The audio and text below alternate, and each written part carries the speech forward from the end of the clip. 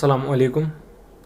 इस वीडियो में हम बात करेंगे बायो के बारे में, नीट बायोलॉजी के बारे में। हम इस वीडियो में बात करेंगे आपको नीट के लिए कैसे पढ़नी चाहिए बायोलॉजी, क्योंकि बायो जैसे आप जानते हो इसमें कंसेप्ट्स भी, लेकिन रटना भी बहुत पड़ता है इसमें। तो इसके लिए आपको अच्छी सी स्ट्रेटजी पता होनी चाहिए, उसके बाद ही आप अच्छे से क्लियर कर पाओगे और अच्छा स्कोर कर पाओगे इसमें। क्योंकि इसमें क्या है, ज़्यादा स्कोरिंग होती है बायोलॉजी। किस लिहाज से, जैसे कि आपको पता है फिज़िक्स और केमिस्ट्री के मार्क्स मिला के ये बायोलॉजी का स्कोर बनता है। इसमें आपको 90 क्वेश्चंस मिलते हैं और उन दो सब्जेक्ट्स को मिला के, जिनको प्रिपेयर करते टाइम बहुत मेहनत लगती है, और उसमें और इसमें सेम मार्क्स आते हैं। ठीक है ना। तो बायो और स्कोरिंग भी होता है, क्योंकि क्या होता है इसमें ज़्यादा कुछ सॉल्व नहीं करना होता है।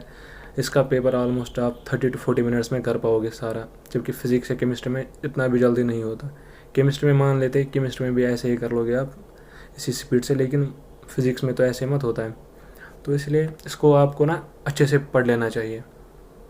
मैं आपको बोलूँगा कि कैसे आपको प्रिपेयर करनी चाहिए, और जो मैंने गलतियाँ की थी वो आपको नहीं करनी है। तो हम यहाँ पे बात करेंगे कि बायो में हम कैसे स्कोर अच्छा कर पाएंगे। देखो, सबसे पहली बात ये है, कुछ लोग बोलते हैं कि हम तो बायोलॉजी बहुत ज़्यादा पढ़ते हैं लेकिन तब भी स्कोर नहीं कर पाते। रीज़न क्या होता है? सबसे पहले रीज़न समझना चाहिए ना, कि मतलब क्यों नहीं होता है अच्छा स्कोर आपका। अगर आप पढ़ रहे हो, दिन रात पढ़ रहे हो बायो को, तब भी स्कोर क्यों नहीं हो रहा है? इसमें ना बहुत सारा कन्फ्यूजन है लोगों को, क्योंकि पता नहीं क्या क्या पढ़ते हैं। तो मैंने यहाँ पे कुछ लिखा है, मैं इसी से बोलूँगा कि कैसे कैसे मैंने अच्छे से बनाया है। एक स्ट्रेटजी वीडियो है, आपको बहुत ज़्यादा हेल्पफुल लगेगा ये। ठीक है ना, हेल्प मिलेगी इससे। तो पहला क्वेश्चन ये है कि हम अच्छा स्कोर क्यों नहीं कर पाते। नंबर 1, आप पढ़ते नहीं हो, एक बात तो वो। अब दूसरी बात है, आप पढ़ते हो लेकिन आपका स्कोर नहीं हो पाता है। तो क्यों नहीं हो रहा है? मसला तो यही है। चलिए, इसका आंसर आपको बुक्स में मिल जाएगा, कि आप जो बुक्स यूज़ करते हो या आपकी रिवीजन स्ट्रेटजी जो होती है वो आप अच्छे से मतलब मैनेज नहीं कर पाते हो, तो इसलिए आपका स्कोर डाउन रहता है। अब मैं आपको समझाऊंगा कि कैसे। जैसे कि क्या करते हैं लोग, ये मॉड्यूल होता है इनके पास या कोई और बुक होती है। हमारी बुक कौन सी है सबको पता है, एनसीईआरटी है ना। नीट के लिए एनसीईआरटी पढ़नी पड़ती है। ये लोग क्या करते हैं, ये लोग ना मॉड्यूल में घुस जाते हैं। मॉड्यूल इतना जमा हो जाता है, इतनी सारी बुक्स जमा होती है, पता नहीं लगभग 5-8 बुक्स जमा हो जाती है 11th और 12th का कोर्स में। तो फिर क्या होता है, जब आप मॉड्यूल्स पढ़ते हो उसमें बहुत सारा डेटा दिया होता है, तो फजूल का डेटा होता है। मतलब क्या हमें ज़रूरत अभी क्या है, नीट का, मतलब जो नीट में क्वेश्चन आएगा वो हमें करना चाहिए, है ना। वो हमें वहाँ पे ठीक करके आना है। लेकिन ये लोग क्या करते हैं, पता नहीं कौन कौन से टॉपिक्स में ये घुस जाते हैं, तो फिर मॉड्यूल में ही अटक जाते हैं। ठीक है ना। देखो, आप लोगों को करना क्या है, आपको ना मॉड्यूल नहीं पढ़ना है। मेरी बात मान लो, आप मॉड्यूल में मत जाओ। आप मॉड्यूल में मैं बोलूँगा कि आपको कब जाना चाहिए, ऐसे ही नहीं आप दिन रात मॉड्यूल ही पढ़ते हो। तो एनसीईआरटी जो हमारी मेन बुक है वो आप नहीं पढ़ोगे तो क्या मिलेगा आपको? ये तो सिंपल सी बात है। आप काम क्या करो, हमारे पास एनसीईआरटी 2 बुक्स होती है, 11th की और 12th की, उसको पढ़ लो। आप क्या करना है, लाइन टू लाइन पढ़ना है, लाइन टू लाइन एनसीईआरटी को समझना है। उसके बाद ये एनसीईआरटी समझ में आती है। हर किसी को समझ नहीं आती है एनसीईआरटी, ये सबको पता है। तो अब आपको समझ कैसे आएगी, वो रिवीजन से आती है, और लाइन टू लाइन पढ़नी होती है। और जो इसका मतलब होता है ना लाइन का, वो आपको समझना है। और आपको लाइन टू लाइन, मतलब एक लाइन पढ़ोगे ना, तो आपको आपके दिमाग में खुद आना चाहिए कि यहाँ से क्वेश्चन बन सकता है।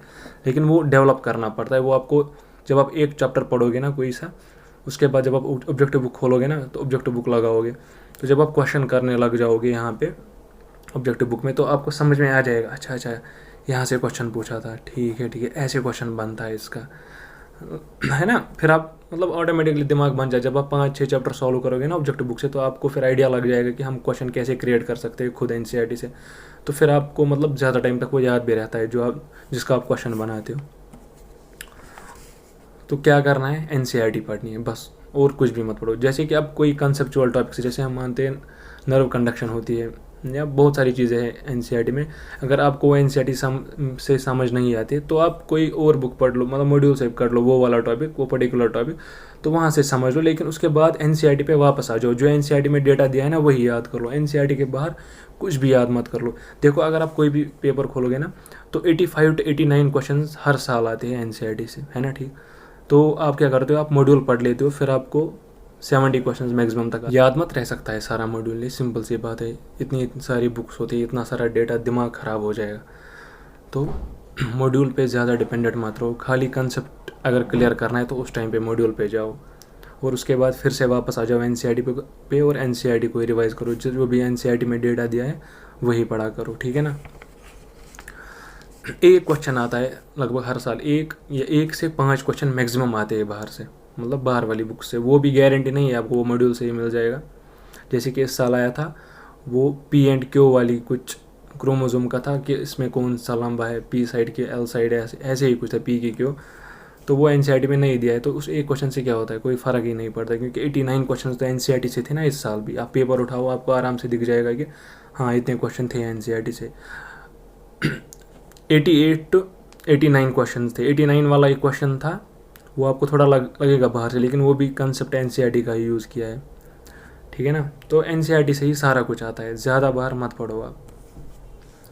अब आपको एनसीईआरटी ऑब्जेक्टिव बुक का मैं बोलूँगा कि ऑब्जेक्टिव बुक आप कौन सी लगाओ। देखो एक काम आपको करना है, एक तो आपको प्रीवियस ईयर के जितने भी 10 साल में आए हुए क्वेश्चन है ना बायोलॉजी के नीट में, तो वो आप कलेक्ट कर लो। या बुक भी आती है 29 ईयर्स की, 31 ईयर्स की बुक आती है नीट की, तो उसमें से क्वेश्चंस कर लो। देखो ज़्यादा पुराने नहीं करना, क्योंकि उस टाइम पे सिलेबस दूसरा था। अभी जो सिलेबस है हमारा लगभग 5-10 साल से सेम ही है, तो वही देख लो आप। 5-10 साल के क्वेश्चन लगाओ, ज़्यादा पुराने भी मतलब, क्योंकि उससे ना आपको डिप्रेशन हो जाएगा जब आपको पुराना। देखो एनसीईआरटी में कुछ चीज़ें नहीं दी है जो कि पुराने बुक्स में दी थी, जो पहले वाली एनसीईआरटी थी। तो वो वाला क्वेश्चन तो अभी मत आएगा, वो उस टाइम पे आता था। अभी वो इस एनसीईआरटी में नहीं है। जो आप इस एनसीईआरटी में पढ़ रहे हो वैसे वैसे ही क्वेश्चन ढूंढ लो और वही कर लो। और आप देखोगे भी जो 5-10 साल से क्वेश्चन आए ना, वो 100% प्योरली एनसीईआरटी बेस्ड है, जो हमारे आज नई वाली एनसीईआरटी है ना, जो मतलब लेकिन अभी प्रेजेंट में है। उससे पहले तो जो हमें क्या थी, वो इतनी थोड़ी सी मोटी हुआ करती थी, उसमें चैप्टर्स भी इधर उधर के थे। मैंने वो देखी है 1-2 बार, तो मुझे थोड़ा सा आइडिया है उसका। लेकिन आपको ये वाली एनसीईआरटी पढ़नी है जो हमारे पास अभी है। तो ज़्यादा पुराने वाले क्वेश्चन ना भी हो आपसे तो डिप्रेशन नहीं लेना, ठीक है ना। टेंशन लेना ही नहीं है हमको खाली वो वाले क्वेश्चन करने हैं जो एनसीईआरटी में है। एक तो आप प्रीवियस ईयर क्वेश्चन लाओगे, प्रीवियस ईयर क्वेश्चन करोगे 10 साल के, और ऑब्जेक्टिव बुक लगाओ, या तो एनसीईआरटी फिंगर टिप्स लगाओ, एनसीईआरटी एमटीजी गाइड लगाओ। क्योंकि एनसीईआरटी बेस्ड वाला ही कोई भी ऑब्जेक्टिव बुक लगाओ, लेकिन एनसीईआरटी बेस्ड होनी चाहिए। मसला वही, उससे क्या होगा, उससे तुम्हारा जो एनसीईआरटी पढ़ने का तरीका है ना, वो चेंज हो जाएगा। आपको समझ में आ जाएगा कैसे क्वेश्चंस पूछते हैं जब आपको एनसीईआरटी वाले क्वेश्चंस भी मिलेंगे ऑब्जेक्टिव बुक में, ठीक है। तो ऑब्जेक्टिव बुक कौन सी लाओ, एनसीईआरटी बेस्ड जो हो। मैंने बोला एनसीईआरटी फिंगर टिप्स या एमटीजी गाइड लाओ, या एम फॉर एम्स भी शायद थी, उसमें भी एनसीईआरटी के क्वेश्चन ही दिए हुए होते हैं। अब बात करेंगे रिवीजन के बारे में कि बायो को आपको कैसे रिवाइज़ करना चाहिए। और कुछ लोग बोल रहे हैं कि कितनी बार रिवाइज़ करें बायोलॉजी को। देखो जब तक आपको चैप्टर अच्छे से समझ ना आए, अच्छे से याद ना हो, तब तक आपको रिवाइज़ करते रहना है। 5000 टाइम्स भी क्यों ना लग जाए, लेकिन मजाक कर रहा हूँ, 5000 टाइम नहीं लगता, ठीक है ना। आपको क्या करना है, एनसीईआरटी को याद तो करनी है आपको, है ना, क्योंकि क्वेश्चन करके आना है नीट में। तो इसलिए तब तक पढ़ते जाओ जब तक सारा कुछ याद ना हो। इसमें ऐसा नहीं होता कि 10 रिविजन करोगे तो याद हो गया सारा, या 3 रिविजन करोगे तो सारा याद हो जाएगा। इसमें इंसान भूलता है, तो इसको रिवाइज़ कंटिन्यूसली, मतलब कंटिन्यू आपको रिवाइज़ करना ही पड़ेगा। इसको रिवाइज़ करते जाओ जब तक कि दिमाग में सेट ना हो जाए आपके। और एमसीक्यू से भी बहुत ज़्यादा फ़ायदा आता है, वो उससे भी आपको ना अच्छे से याद हो जाता है। अगर आप एमसीक्यूज़ लगाते हो तो बहुत सारे पॉइंट्स ऐसे ही क्लियर हो जाते हैं। तो रिवीजन का क्या है, रिवाइज तब तक करते जाओ जब तक याद ना हो। और क्या किया करो, जब आप एक चैप्टर ख़त्म करोगे ना, दूसरा भी करोगे, तीसरा भी करोगे, मतलब बहुत सारे चैप्टर्स करोगे, तो आपको क्या लगेगा कि हम जैसे पीछे वाले जो पीछे हमने क्लियर किए चैप्टर्स वो हम भूल रहे हैं। ऐसा सबके साथ होता है, ठीक है ना। तो डरने की कोई बात नहीं है। जब आपका एग्ज़ाम होगा ना, उससे पहले आपको इसको तो तब भी रिवाइज़ तो करना ही पड़ेगा। 3-4 दिन पहले ये अच्छे से रिवाइज़ हो जाती है फिर बायोलॉजी। ज़्यादा टेंशन मत लो, अभी फोकस किस पे करो। चैप्टर पढ़ोगे ना, कंप्लीट चैप्टर याद किया करो अच्छे से, मतलब दिमाग में रखा करो कंसेप्चुअली भी। और जो रटे वाली चीज़ें, जैसे बॉटनी में बहुत कुछ रटना पड़ता है, मॉर्फोलॉजी में, तो ट्रिक्स बनाया करो खुद की भी, और ट्रिक से फिर याद भी रहता है कुछ। तो जो जिसकी ट्रिक नहीं बनेगी वो सीधे ही याद ही कर लो, ठीक है ना। कहीं पे डेटा भी होता है कुछ टन्स वन्स लिख के, या सेल कितनी बड़ी है साइज़ वाइज, तो वो तो याद करना ही पड़ेगा। और हाँ, अगर आप टेस्ट दे रहे हो ना, क्योंकि टेस्ट देना भी बहुत इंपॉर्टेंट होता है यहाँ पे, तो टेस्ट ऐसे दो जो एनसीईआरटी बेस्ड ही हो। अगर टेस्ट में आपका क्वेश्चन गलत हो जाता है ना, लेकिन वो एनसीईआरटी से बाहर है, तो टेंशन नहीं लेना, ऐसा होता है। क्योंकि जो वो आपने पढ़ा ही नहीं है तो वो मत सॉल्व हो जाएगा, सिंपल सी बात है। वो कैसे आपको आएगा वो क्वेश्चन जो आपने पढ़ा ही नहीं है। तो उससे डिप्रेस नहीं होना, उसको बोलना क्रॉस ऐसे देना बड़ा सा और लिखना नॉट फॉर नीट, तो डिप्रेशन कम हो जाएगा उससे। वैसे क्वेश्चन आते ही नहीं है, खाली एनसीईआरटी से आता है, तो एनसीईआरटी वाले क्वेश्चन करके आओ टेस्ट्स में भी। एनसीईआरटी वाले क्वेश्चन ठीक हो रहे तो आप राइट ट्रैक पे हो, ठीक है। तो डरना नहीं है कि हम बाहर वाले क्वेश्चन, कोचिंग वाले बाहर से क्वेश्चन दे रहे हैं। तो ऐसा हर किसी के साथ होता है, डिप्रेशन हो जाता है जब हम क्वेश्चन को सॉल्व नहीं कर पाते पढ़ के भी। लेकिन उस टाइम पे दिमाग में ये आना चाहिए कि हमने ये पढ़ा ही नहीं है तो कैसे होगा, ऐसा रहना चाहिए दिमाग, ठीक है ना। तो इससे डिप्रेशन भी नहीं होगा आपको। तो अब हम सम अप करते हैं कि मैंने क्या क्या बोला आपको। सबसे पहले तो बुक्स कौन सी लानी है, बहुत ज़्यादा इंपॉर्टेंट है। एनसीईआरटी पढ़नी है, एनसीईआरटी पढ़नी है और एनसीईआरटी ही पढ़नी है। एक बात तो ये हो गई। ऑब्जेक्टिव बुक कौन सी लाए, एनसीईआरटी बेस्ड कोई भी। मैं रिकमेंड करूँगा या तो एनसीईआरटी फिंगर टिप्स लाओ, लेकिन अगर आप एनसीईआरटी फिंगर टिप्स लाओगे ना तो उसके साथ साथ प्रीवियस 10 ईयर के पेपर भी कर लेना बायोलॉजी के, ठीक है ना, नीट का ही। लेकिन हुई दो बातें। और रिवीजन करना है तब तक जब तक याद ना हो।